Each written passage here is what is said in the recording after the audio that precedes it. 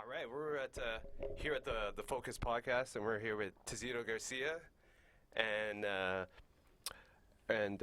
I'm sorry, how do you pronounce your name again? Sorry, Zenaida. Zenaida. And then how do you pronounce your last name? Zenaida Sze-To.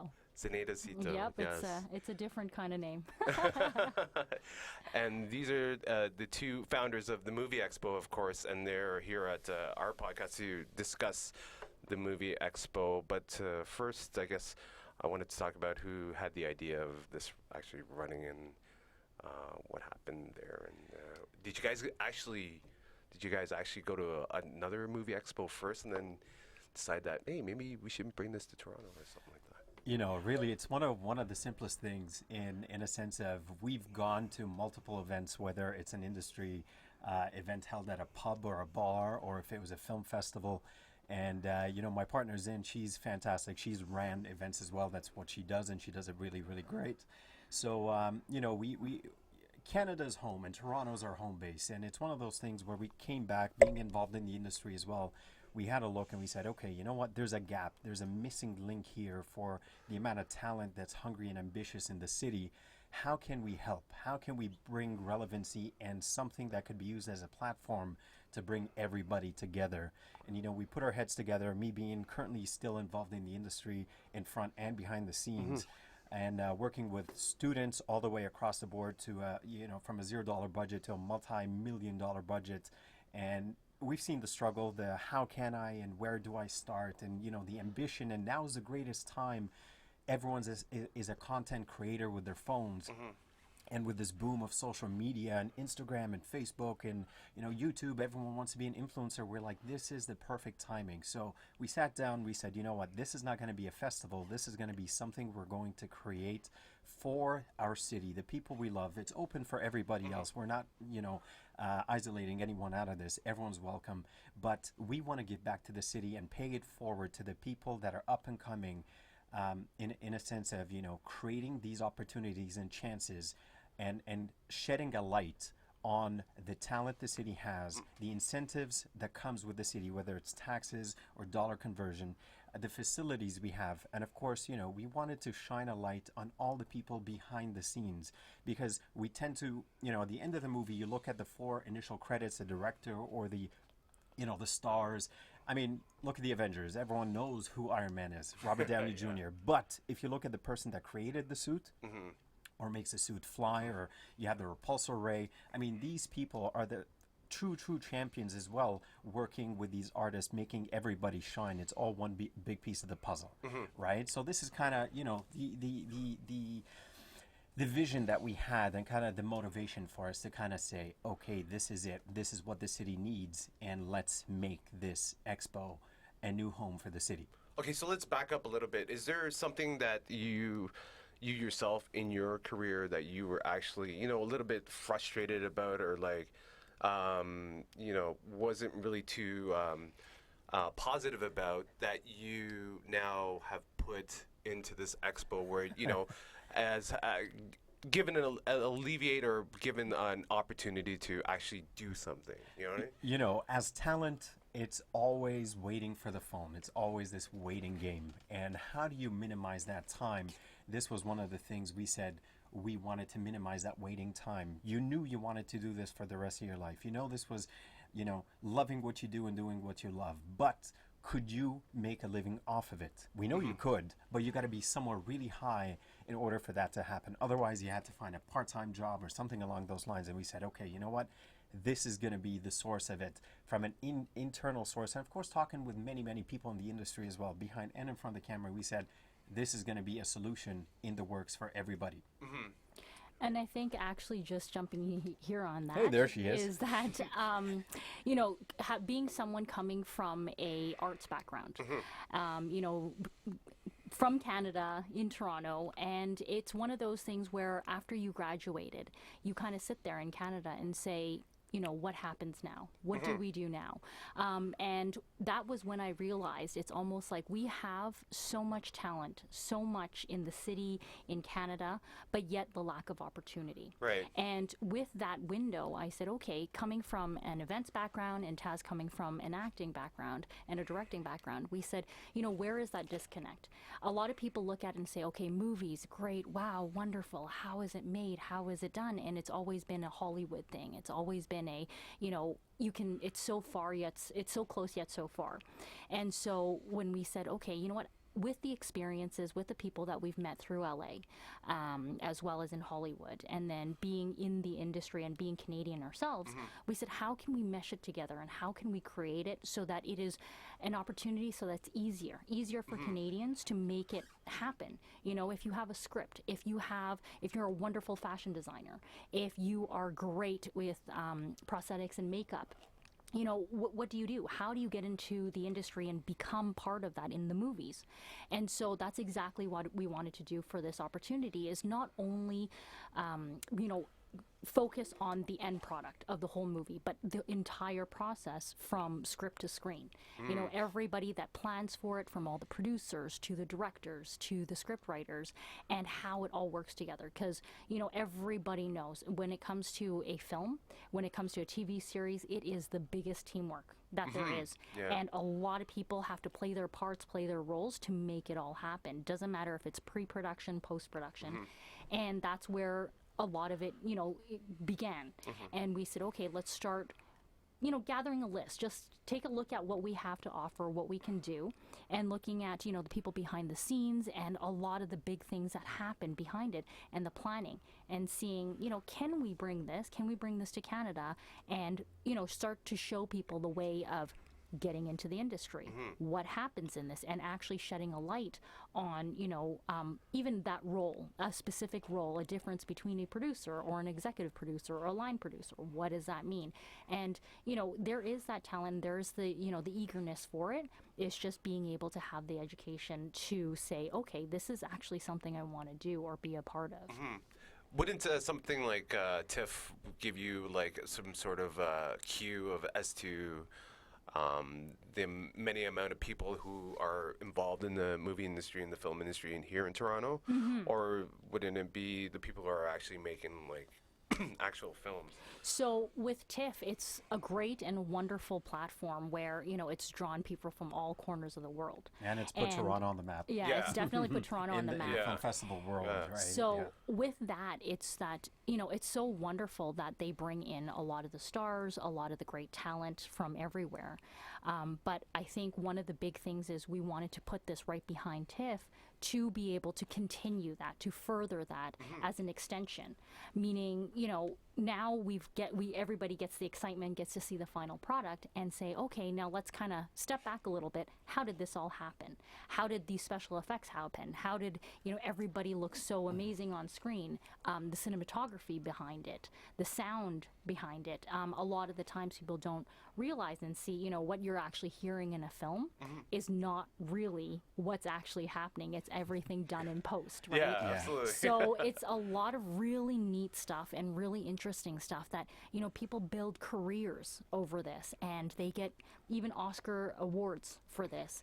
But sometimes in terms of that recognition, and unless you're in that industry, you don't really understand, all the little things that go into it. And I thought, this would be such a great opportunity to really shed that into, bring it along, right at the tail end of TIFF, when everybody is just off fresh, watching all the amazing movies that they have to offer. Yeah, with TIFF, it's actually kind of funny because we look at TIFF as the World Cup, like with the soccer, when everyone goes to watch the games and they get hyped up and everyone gets in that mindset. Let's go create. I'm inspired, and I've seen this person, start with a struggle, and they had to go through the funding process and now distribution, and now they're getting a screening, and treat the movie Expo as almost the networking event where you get to meet the players, the coaches, the nutritionists, and everybody that played an intricate piece of the puzzle to make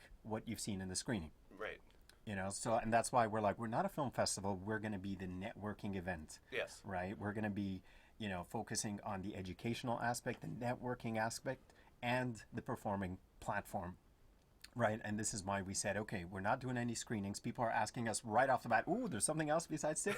When and how do I submit, right? And we're like, no, we're not a film festival, right? Consider us the official, after party / networking, mixer, social event after TIFF. Nice. So how did you determine the size that you wanted to make this expo? How did that come about? Well, that is actually such a good question because, I think a lot of the big associations, when you say Hollywood, people see glamour and they see big, they see international. And so, when we said, okay, we're going to bring Hollywood to the north, then it's one of those things where we say, well, we better bring Hollywood to the north. It's got to make some noise. Right. Because in the industry, there are a lot of great, events that go on. A lot of the times, for their good reasons as well, is that it could be a very tech-oriented, a very makeup-oriented, a very wardrobe and costume-oriented, or writers-oriented. And it's never been at a level where, let's say, everybody, let's come together and, the movie is made with everybody as an intricate piece of the puzzle.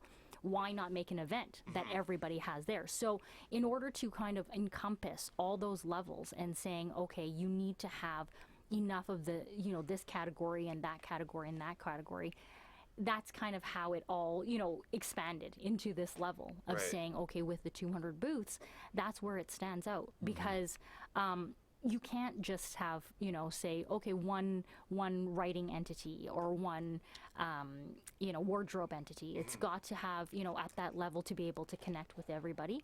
So that's where it kind of got started in terms of the booths wise. But then once, I guess, the word got out there in terms of what we were doing and how we wanted to be able to bring it back, and with the people that we knew, even, it didn't matter if it was in Canada or in Hollywood, it's the people that are already at that level and at that place, and they said, you know what? We've been through all of that. We went through all of that, and it was tough, and we didn't know where to go, and there's a lot of no's in the industry, and it's almost like you kind of have to, hit a few walls to be able to find it, and it kind of just snowballed from there. Right. And, from originally we were thinking, okay, let's have maybe 10 speakers that are really, within that industry, within, one per department type of thing. All of a sudden we've got, but you know what, this person would be great to come in, and that person, and can they be on a panel with us together? And it's just one after another, and it just snowballed. Yeah, that's good. It's all friends that talk. It's all friends that talk, right? Domino effect. So word of mouth is the best form of advertising, right? Yeah. So now it's become, a great thing where it's more become an opportunity where, the people who are in this industry and at that level say, we do want to give back. We want to give back and be able to provide and kind of show them a different, or the road that they had to take. It may be the right road, it may be a different road that they take, but at least it's an option. And somebody says, oh, that's how they got there, right? So I guess that's where, the size came about. And we said, okay, you know what, I think it's manageable. I think it's doable. And it's something that definitely Toronto needs in Canada. So let's talk about, did you want to pitch a couple of places first, like Metro Toronto Convention Center, the Enercare Center, the one in Mississauga? Congress Center. Did you have a couple ideas first as to who to pitch the movie expo to first? Or or was it just like Direct Energy Center right away? Well, there was a few, exactly, like with the Metro Convention as well as the Enercare and the one in Mississauga. But it really looked at, because this is a movie expo where it's never been done. It's never been done. It's one of a kind. It's in an opportunity where it's like, it's Toronto, it's Canadian. So we wanted to make sure that it's iconic, and that's why it came about with, the Enercare. That's where Exhibition Place is, CNE is. Right. Nobody knows, everybody, if you're saying, okay, where are you going to have it? Oh, you know where the CNE arches are? Right there. They're like, okay. Yeah. So that's just the heart of everything. You've got all the teams, you've got, the BMO Fields in that area. So it's in a place where it's still central. It's iconic for Toronto. Absolutely. It represents Toronto, and so the logistics of it, getting there, everything. It just was perfect for Nice. where we wanted to have. Nice. So let's pull up the floor plan for the movie expo that we're going to see in a couple of months in September. And while Rob is pulling that up, here it is. There we go. There we go. Yes. All colorful, nice. We call this our Mini little, movie city. Yeah, movie Yeah. city.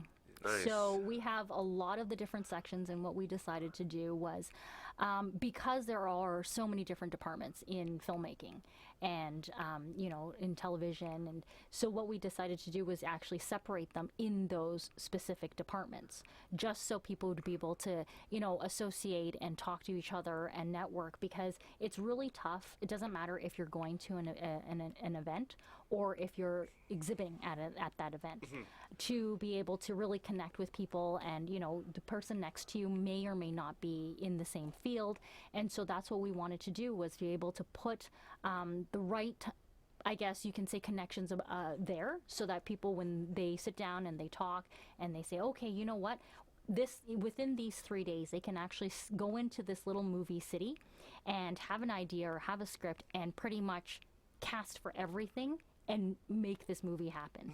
Doesn't matter if it's from a film funding perspective, from a script writing, casting for your directors, your producers, and your talent. Anywhere from production legal side of things, that it's a one-stop shop. They get in there and they get those contacts and those cards and really be able to kind of create something. And it's almost like one of our visions and our goals, to say, you know what, every year it would be amazing to kind of keep count and say, Movie Expo year 1, year 2, year 3, how This many happened movies? because- how many Yes. movies got created through this, right? So that's where all the, how the floor plans are all kind of set out, and we have little locations where we have little squares and little Soft hubs seating as well. for the soft seating, so people can actually sit down and network and talk, and it's not just a kind of standing area, that people can actually really start to connect. Nice.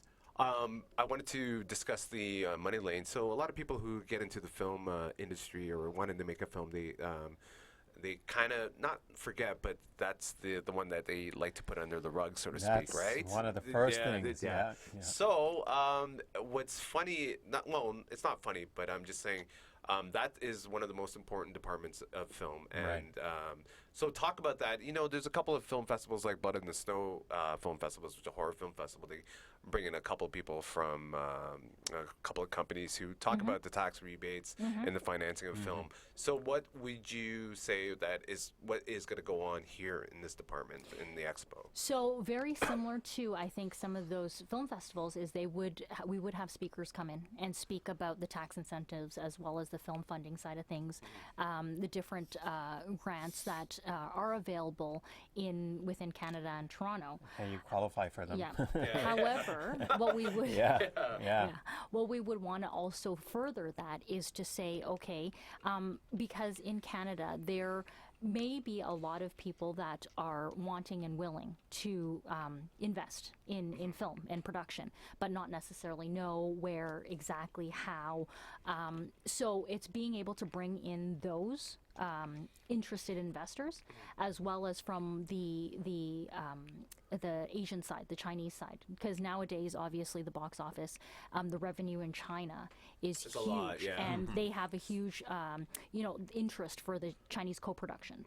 So that's one thing we're doing, is we're also bringing in the Chinese investors on that side as well, to really talk about and say, what does it take to make a Chinese co-production? What qualifies as a Chinese co-production, and how do you get into markets like that? Because at the end of the day, when people make a film, especially from I guess you can say, a business perspective, doesn't matter if it's an investor, doesn't matter if it's a government organization, they do want to see where's the out? What happens when you create this film?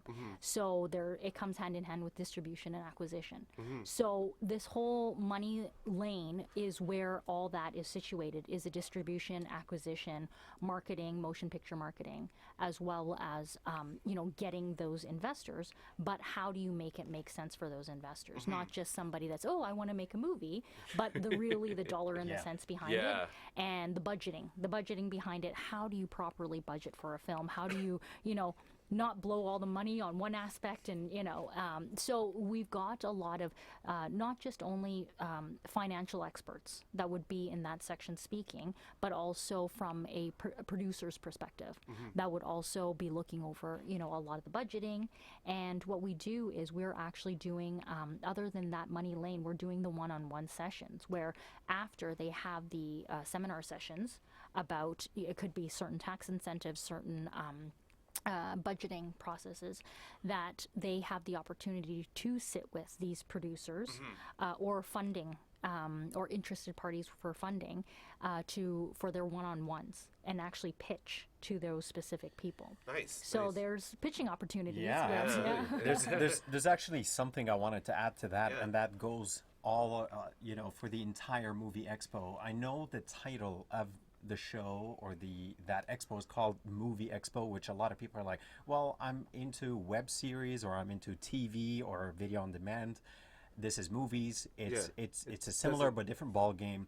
So again, this is open to any creator of that sense. The name is Movie Expo, but we're not isolating again anyone who's a web series creator, or anyone that's a TV creator or pilot creators. And the same goes for the raising and that financial area, that entire topic.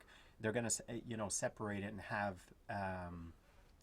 different topics covering TV and web series, exactly, too, web series and film and documentaries and so on. And also they would actually be discussing, that's one of the discussions on the panels as well, is we have producers on that panel discussing the differences Exactly. between feature because they're film similar but different avenues, and series, right? They're not So. web series is difficult to find. It's not easy. very unique, but it's picking up fast. Right. Yeah, and then also how the production side of it, the funding side of it, the distribution side of it, how that all differs, and how the movement of today's trends and the markets have moved more towards is it online or is it video on demand and streaming? So right? it's a lot of I guess back and forth and discussion to really get a really good in-depth look at not only the Canadian markets but also the global markets and how the Canadians are affected. And that's why, in a sense, the educational, the educational pillar. So Taz, I guess you can speak towards the action alley. You're the stunt gear, the clothing, stunt. It's, or honestly, the danger zone. Danger zone. I know. Stunts. Honestly, it's one of those things where, as somebody who performs his own stunts and someone who is around the stunt guys, you see them get hurt and you see them prepare, and the acting part of me says, I run my lines and it's tough and I got to memorize this and that. But at the end of the day, you could be standing or you could be, maybe if your method, certain things can get tough and messy. But in terms of the stunt guys, they go break bones, bleed. And it's one of those things where they are so underappreciated many, many times. And, again, look at, the top action movies, whether it was the Avengers, whether it's Superman, whether it's, Fast and Furious. Take away all the stunts and it's going to be a very, very, very mainstream regular movie. And again, what do they get? They get a pat on the back. Even the Academy Awards are like, we appreciate you guys, but it's this kind of thing. So we're like, you know what? We appreciate you guys. We want you to come out here and talk about what it is. Educate the people about what it is and the tricks that you use. How is it that you fly? How is it that you flip? Is there a risk you got to calculate? Is there a math and science that goes into it? The preparation aspects, the gear that's necessary. Again, we're bringing in the Asia market, so how they do certain things in Hong Kong and China might be completely different than how they do it in Hollywood. And, again, that's why the action really, they're one of the main unsung heroes. And sometimes, I've seen as a kid where you had your superhero in the mask and the costume for the close-ups, and a kid that was a background ran up to that stunt double and ask for the mask to go off so I can get a picture, so he can get a picture with the star. And the shock on his face when that mask came off, and it's like, hold on a second, you're not this person. Right? And the other person was having a coffee on the side. So I mean, that's the kind of thing we want to shine a light on. Right. It's all that talent again, it's behind the cameras. Right. You know, you could be a nutritionist, you're behind the camera, but you made Thor look like who he is and how he is now. Yeah. Right? So that's the action danger areas. There is a pretty big stunt industry here in Toronto. Like a lot of people who are into it, a lot Right, of actors and actresses, right? And you know, the crazy thing is now, even with the females, a lot of them want to do their own stunts, which is great, right? Yeah. It's great. In a sense, it's great because it earns you, you know, I guess street credit, or it earns you respect of the audience because they know it was you that jumped. It was you Right. that got hurt. It was you that had that close call. It's not like, yeah, you just said your lines and sat in a trailer. Right. For the production side, it could be a nightmare because they're like, yeah, you're the main star. You get hurt, we're shutting down, and all this money is just going down the gutter. So I see both sides of the picture, but yes, you're absolutely right. The stunt community is increasing day after day after day. Nice. Yeah. Let's talk a little bit about the makeup. Transformation Transformation. way. Yeah, the way. transformation way. way. So again, shout out to Blood in the Snow. They brought one out to a festival. They brought in the Butcher FX shop Yeah. in one day, and then they were actually Cool showing. guys. Cool guys. Yeah. They're actually showing how stuff was done. It took a long time, but after the result was great. But I find this this area of the movie expo is probably one of the things I'm interested in it because it's so cool. But a lot of the people who would want to go to something like this go to IMATs, right? Like so now they can go to the movie expo. So comment a little bit about that. Yeah. Well, I think a lot of that too, it's the Transformation Way is meant to be a place where not only can they showcase what they do, but also to actually connect with the other people in and around that Yeah. area where it's, you know, now Find work. you're exactly, Find work. find Yeah. work. Yeah. To be able to say, hey, you know what, if I'm doing an action movie or if I'm doing an alien movie, you know, where do I go? What do I find? Because a lot of the times, even within the, I guess, the industry right now in Toronto, it's tough. When you're a makeup artist, you know you're a makeup artist. When you are, you know, your special effects, you know your special effects. Yeah. But they don't, it's very rare that they reach out to the one different, and then they say, you know, even with some of the makeup artists, and they say, you know what, it's so cool because my friend's a photographer and I've never, like, I rarely get to go to a show or, you know, present in a show alongside them. Yeah. And now it's cool that I can do it and I can go do this with them because it actually makes sense, you know? And so I think that's one of the biggest differences that, yes, it will showcase a lot, just like all the other shows, but this one has the opportunity to showcase to the different departments, to the directors, to the filmmakers, because everybody knows when you are starting out or as an indie filmmaker, a lot of the times, even though you're a director, you wear several hats. It doesn't matter if you are a casting, if you are doing you know, script and writing, you know, so it just because they're going there as a director doesn't necessarily mean they're not looking out for someone that would be a makeup artist or a special effects artist. And so this is exactly what we wanted to do, and that's why we, you know, positioned certain things the way it is on the map is so that they're actually connecting to the different departments. Absolutely. And vocal coaching, I didn't realize until I actually went to a little seminar on vocal coaching that that's a big community as well, 100%. man. Yeah. Yeah. And Huge, same yeah. thing with vocal coaching, dialect coaching, and the way they deliver, a lot of the animation side of it, a lot of actors that do live action sometimes do animation, right? So, and how do you do that? What's the difference between that? You know, how Projecting your voice You and know, all they're that, yeah. used to being on screen and being able to use body language, and you know your facial expressions and your emotions and your eyes, right? But now you're a cartoon. What happens? You know what I mean? So you can only use your voice, right? So there's a lot of different things that, you know, it's even interesting for people that are in the industry that don't really even know the different departments. And it's kind of like, oh, cool. That's kind of how they do it, right? Yeah. So, you know, it's just right now we know, especially we can't encompass all of it because there's so much. But, you know, we're trying to at least get a taste of, you know, as Give much as we people can. a little sample of you know, what it takes to be part of the filmmaking team. You know, yeah. So who actually created this, or who actually helped you create this? I created, she colored in. No, I'm kidding. No. I think we put our heads together, we and put it our went heads through together. like multiple renaming and Blueprints and Yeah. stuff. Yeah, of course. And we of have, course. you know, a great team behind us as well. Yeah. So that, you know, it's almost like, it's just like I said, with every event, it's one of those things.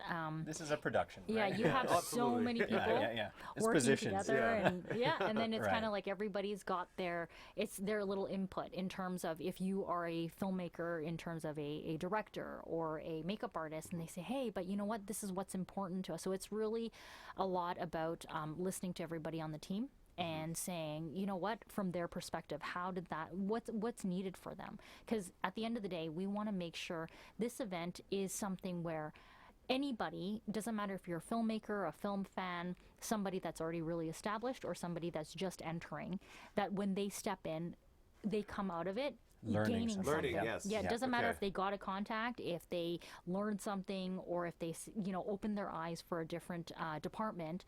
I really want them to say, oh my gosh, I didn't know that, and I want to come back to learn more about it, and Yeah. I want to be a part of it and really be able to support that. Or just even a new sense of appreciation for some of the stuff that you take for granted. You're like, oh yeah, well that's how the water sounds. Yeah, that's Yeah. how feet sound on. But you have people literally standing in a bathtub and splashing, creating Foley The sounds. And Foleys, yeah. Only when you see it, or behind the scenes, or seeing like Life of Pi was filmed indoors in a swimming pool. You're like, oh, Yeah. oh, How did that all okay, happen? okay. It's Yeah. not everything I see is how it is, Yeah. right? Yeah. Yeah. So I wanted to touch upon, I guess, the post production as well, which is the most, and again, a department where it's like these Heavy, people, heavy. heavy editing is a heavy deal. We all do it. Yeah.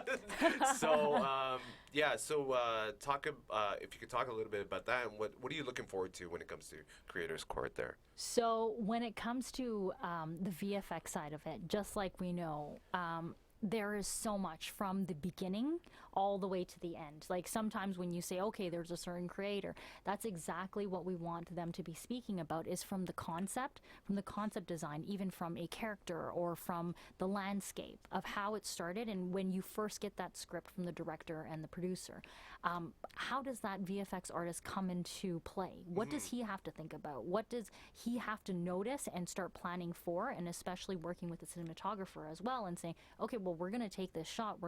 If it's going to be a green screen, if it doesn't matter, an explosion, somebody flying through the air, you know, what do they have to plan for? So what we did was we decided to split the 3 days up into themes, where we have a pre-production, a production, and a post-production. So the Nice. first day, when we say we have the VFX and special effects people coming in, they would sit there, and in their panel and their discussions, they would be speaking about VFX, but pertaining to the How it applies in the pre-planning. pre-production. Yeah. Right. Yeah, and then once you get into, you know, obviously the post-production side of it, then you would talk about a lot of the editing side, the coloring, and how do you bring it all together, and also what happens in the editing room. You know, what makes the cut and what doesn't make the cut. Who has the say? Is it the director? Is it the producer? Is it the, you know, VFX director, right? So that's what we're expecting from that, and just really being able to showcase a lot of the stuff, I guess you can say, that you don't normally get to see anywhere else. You will be able to get a chance to hear speakers talk about some of the really, really big movies where I can't just say yet, but Ooh, it's a surprise. Yeah, no worries. it's a Everyone's surprise. gonna love this. I'm But, telling you, you will not be disappointed. Just, it's almost like the secrets of VFX, and how did they make it happen, and those things where it's almost like, because technology is changing, and they would be able to speak to them about, you know, 10 years ago the VFX, and now 10 years later, what happens? What are the new innovations that they've done? You know, which trends are they heading towards? So that's the type of expectations that we're looking to reveal to everybody. I think it's pretty cool too, in a sense that, now that you know the theme or the topic of the day, during production and then post production, some of these topics and some of these specialists are going to be able to carry their topic or specialty for all 3 days or one or more day.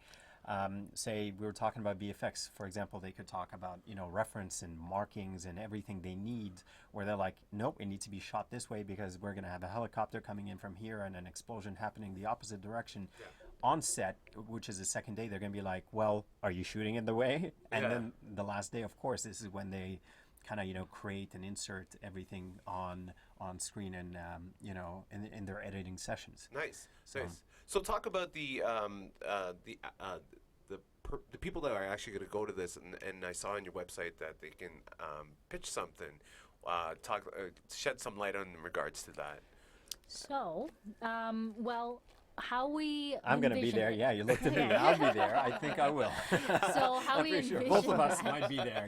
Yeah. Is that anybody from somebody that's just entering or with the interest of going into the film and television industry, to people who are very established.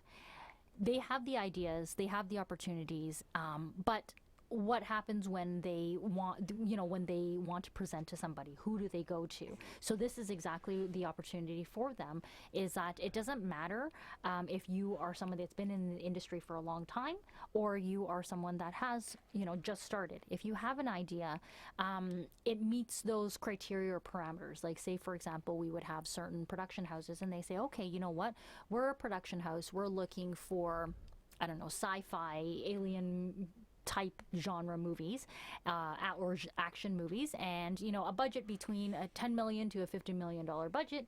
You would have ABC, a certain deck, not necessarily an entire script, but you'd have the opportunity to sit down with them for 10 minutes with those producers, the decision makers, to actually say, okay, this is what I have, this is what I want, what do you think, type of thing, and actually get to speak with them. And nice. So it's not just you're submitting something, and that in itself, I know it's going to be it will be a lot of people, and but it will be a first come first serve type of thing. So it's not just based on how much work have you done, how much credit do you have, how much experience. It will be based on, as long as you meet that criteria in terms of their expectations of if it's in that specific genre, if and it's a horror movie, and sign up, then you have the opportunity to sit down with them. And how many people are you going to actually have into doing this, or are you restricting a certain number, or are you're actually going through a screening process, of course, yes, right? Yeah. Yes. But how many people are going to be? So what it'll be is that in the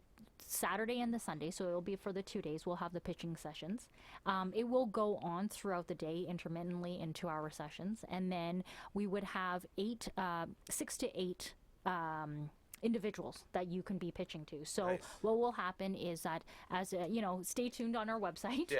You'll be able to see almost which producer, what type of genre, which company is going to be coming in, and then it would be based on that, and really just the time slots that are available, because at the end of the day, they need their rest too, so that we need to give them breaks. But it's however many we can fit in. Is however many we can fit in. Right. And then how does one become an exhibitor at the Movie Expo? If you are still taking more exhibitors. Yeah, absolutely. We still have a few spots on the floor. I mean, we're always open to anyone that's, whether they're, still starting off, and this is a great platform to meet, big players and people that are already established, as well as anyone that's already established to come out. And there's always a room for marketing yourself and increasing your numbers, whether it's your clients, whether it's your, your brand awareness, whether it's your ROI at the end of the year in terms of how much you've made. So we're very open to that in a sense. We have a discussion. We see what it is that you want. We don't want you to be like, okay, this is how much it is. Here's your invoice. Thank you for the money. We, we actually want to sit with you and be like, okay, you know what? One, if we're not familiar with your brand, please educate us. We will do the same in return. We're going to tell you what the Movie Expo is, the kind of platform it is, and how it can be utilized by your brand and yourself to market and just push your vehicle via our platform. And we take it from there. We're like, okay, we can give you suggestions. We can offer, discounts for anyone that's looking for signage or any kind of, architectural or design advice. If you're working on a certain, you're like, hey, I'm still starting up and I need some help, but I want it to look good. Yeah. We are able to work with that, right? So limited budget, bigger budget, we're able to cater to both sides. We give you a deck with options on it, and we say, okay, what's your brand? We suggest you'd be around this area on the floor because this is your brand, and this is the price that it would go to. And, we have a conversation and we move forward from there. Yeah. And I think, in a very simple term is visit our website, and Yeah. then you can request your exhibitors forms for the booth applications. On there, it will say, what's your first selection, second selection, what's your type of industry that you're looking to be in, and with the floor plan, basically that's all it is just getting that booth application into us, and we would be able to let you know if the space is still available. Yeah, Nice. and really, anyone listening or watching this, really don't think about it, because when you think, just do it. Yeah. It's, more you Just think, do the more it, you hesitate, because you can always live with a good, medium, or bad decision, but you cannot live with regret. Right. You know what I mean? Yeah. So just do it. Yes, absolutely. Just do it. So, what is, to both of you, what is the biggest challenge of putting an expo like this together? Honestly, it comes down Yeah. to three things. Really simple. It's kind of of course, resources, because it's lots of in and out. Time. It's very time consuming, and of course, educating the people, because it is a first year. So we need to tell people what it is that we do, who we are, where we came from, because all of a sudden this new kid that ran from the block shows up and people are like, who are you? Yeah. How long have you done this for? Yeah. And it's perfectly fine. We understand that. We're like, listen, guys, we're here to put a second flag with a maple leaf on it. Yeah. Yeah. And that's really, really about it. Right. And I think a lot of it too is because it's a relatively new concept. It is something that's never been done At this caliber, I'd say. Yeah. in this way, I guess you can say. And so for sometimes people to get their heads around it, it's a little bit interesting, because a lot of the exhibitors as well, and as you can see on the floor plans, is that the type of people that are there, like other than a lot of the VFX and the tech, where they're used to having a lot of exhibitions and shows, is that there are a few categories that aren't used to it, and they go, oh, we don't typically go to trade shows, or just like we said, like a vocal coach or an acting coach. They're used to schools, they're used to sign-ups, and so they're kind of like, And oh, film festivals. and It's- film it's- festivals. So it's getting around the idea of thinking outside the box and saying, oh, this actually makes sense. Yeah. A lot of whether if it's the casting side of it or the agencies, it took a little bit of time, just to be able to show them and understand that opportunity. But other than that, it's been a great experience just to have people come to us and say, oh my gosh, What took you guys so long? It makes sense. And it's you've got a show for everything, but when it comes to movies, it's such a huge thing. Entertainment, everybody watches. Doesn't matter if it's your TV, your phone. Oh, online. you need entertainment, or Right? everyone would be depressed as hell. Especially in And- Toronto. Right? You need some kind of music or movies. Yeah. You need And something. so it's great. That's why, like I said, it's been such a great reaction in that sense. That's how we And- got the mayor. Yeah. Yeah, nice. Yeah, very that nice. is. Very nice. Yeah. Yeah. And He believes the so, vision, Yes. Yes.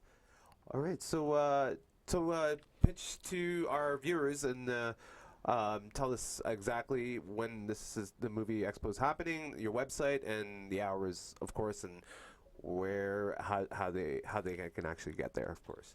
So the movie expo at the Enercare Center, the exhibition grounds, September 20th to 22nd. It is the Friday, Saturday, and Sunday, 3 days of intense seminars, workshops, booths, you name it.